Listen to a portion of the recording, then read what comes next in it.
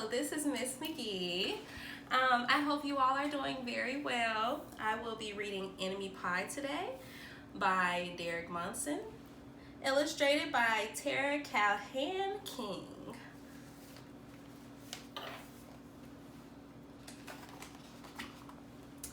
Enemy Pie. It should have been a perfect summer. My dad helped me build a tree house in our backyard. My sister was at camp for 3 whole weeks, and I was on the best baseball team in town. It should have been a perfect summer, but it wasn't.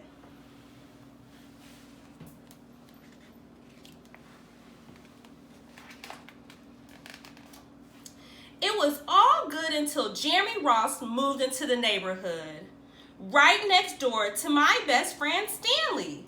I did not like Jeremy Ross. He laughed at me when I struck out in a baseball game. He had a party on his trampoline, and I wasn't even invited. But my best friend Stanley was. Jeremy Ross was the one and only person on my enemy list. I never even had an enemy list until he moved into the neighborhood. But as soon as he came along, I needed one. I hung it up in my treehouse where Jeremy Ross was not allowed to go.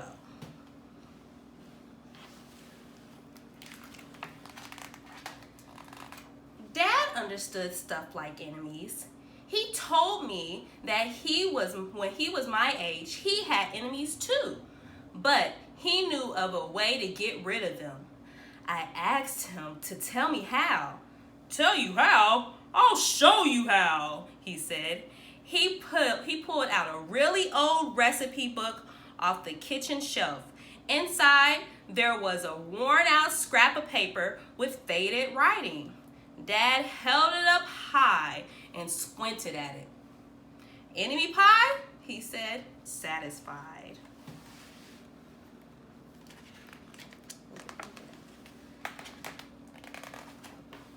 You may be wondering what exactly is in enemy pie. I was wondering too, but Dad said the recipe was so secret he couldn't even tell me. I decided it must be magic. I begged him to tell me something, anything. I will tell you this, he said. Enemy pie is the fastest known way to get rid of enemies. Now, of course, this got my mind working. What kind of things, disgusting things, would I put into a pie for my enemy? I bought my dad some weeds from the garden, but he just shook his head. I bought him earthworms and rocks, but he didn't think he'd need those. I gave him the gum I've been chewing all morning. He gave it right back to me. What would you put in your enemy pie? Definitely some worms. I went out to play alone. I shot baskets until the ball got stuck on the roof. I threw a boomerang that never came back to me, and all the while, I listened to the sound of my dad chopping and stirring and blending the ingredients of enemy pie.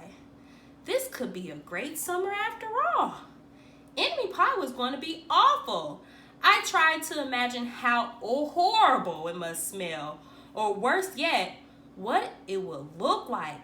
But when I was in the backyard looking for some ladybugs, I smelled something really, really, really good. And as far as I could tell, it was coming from the kitchen. I was a bit confused. Why is it smelling so good? I went to ask Dad what was wrong. Enemy pie shouldn't smell this good, but Dad was smart. If enemy pie smelled bad, your enemy would never eat it, he said. I could tell he made enemy pie before. The buzzer rang and Dad put on his oven mitts and pulled the pie out of the oven. It looked like a plain old pie. It looked good enough to eat. I was catching on. But still, I wasn't really sure how this enemy pie worked. What exactly did it do to enemies? Maybe it made their hair fall out. Or maybe it makes their breath stink. Maybe it made bullies cry. I asked Dad, but he was no help. He wouldn't tell me a thing. But while the pie cooled, he filled me in on my job. Oh boy, it's getting good. He talked quietly. There is one part of enemy pie that I can't do. In order for it to work, you need to spend a day with your enemy. Even worse, you have to be nice to him. It's not easy, but that's the only way that enemy pie can work. Are you sure you want to go through with this? Of course I was. It sounded horrible. It was scary, but it was worth a try. All I had to do was spend one day with Jeremy Ross, then he'd be out of my hair for the rest of my life. I rode my bike to his house and knocked on the door.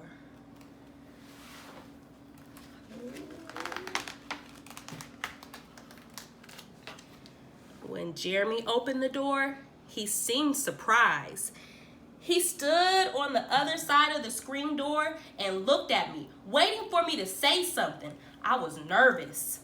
"Can you play?" I asked. He looked confused. "I'll go ask my mom," he said. He came back with his shoes in his hand. His mom walked around the corner to say hello. "You boys stay out of trouble," she said, smiling.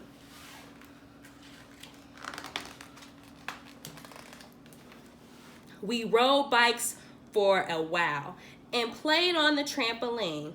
Then we made some water balloons and threw them at the neighborhood girls, but we missed. Jeremy's mom made us lunch. After lunch, we went to my house. It was strange, but I was kind of having fun with my enemy. He almost seemed nice, but of course I couldn't tell Dad that, since he'd been working so hard to make this enemy pie. Jeremy Ross liked my basketball hoop. He said he wished he had a basketball hoop, but they didn't have any room for one. I let him win the game just to be nice.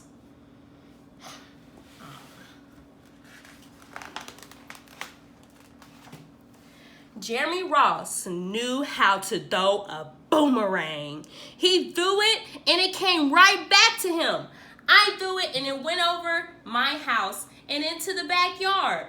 When we climbed over the fence to find it, the first thing Jeremy Ross noticed was my tree house.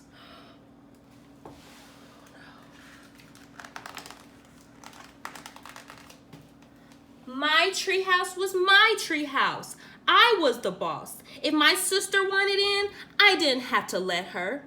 If my dad wanted in, I didn't have to let him. And if Jeremy Ross wanted in, "Can we go in?" he asked. I knew he was going to ask me that, but he was the top person, the only person on my enemy list. And enemies aren't allowed in my treehouse. But he did teach me how to throw a boomerang, and he did have me over for lunch, and he did let me play on his trampoline. He wasn't being a very good enemy. "Okay," I said, "but hold on."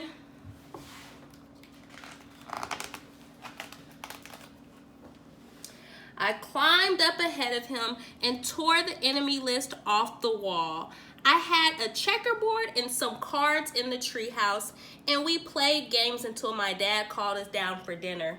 We pretended we didn't hear him, and when he came out to get us, we tried to hide from him, but somehow he found us.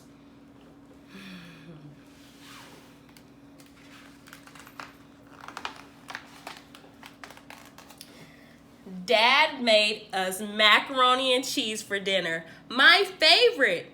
It was Jeremy's favorite too. Maybe Jeremy Ross wasn't so bad after all. I was beginning to think that maybe we should just forget about enemy pie. But sure enough, after dinner, Dad brought out the pie. I watched as he cut the pie into 8 thick slices. Dad, I said, it sure is nice having a new friend in the neighborhood. I was trying to get his attention and trying to tell him that Jeremy Ross was no longer my enemy, but Dad only smiled and nodded. I think he thought I was just pretending. Oh no.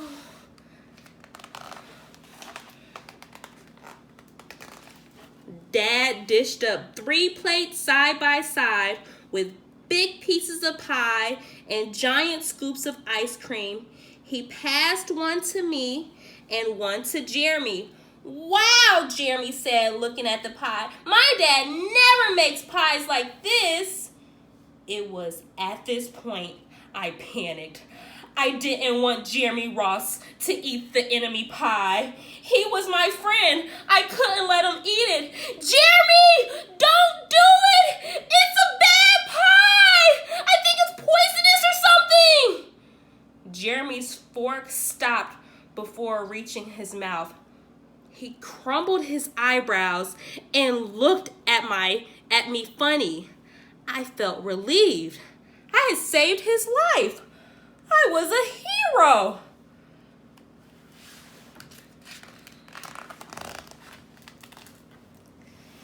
If it's so bad, Jeremy asked, then why has your dad already eaten half of it? I turned to look at my dad, and sure enough, he was eating enemy pie. Good stuff, he mumbled through with a mouthful, and that was all he said. I sat there watching them eat enemy pie for a few seconds. Dad was laughing. Jeremy was happily eating, and neither of them were losing hair. It seemed safe enough, so I took a tiny taste. Enemy pie was delicious.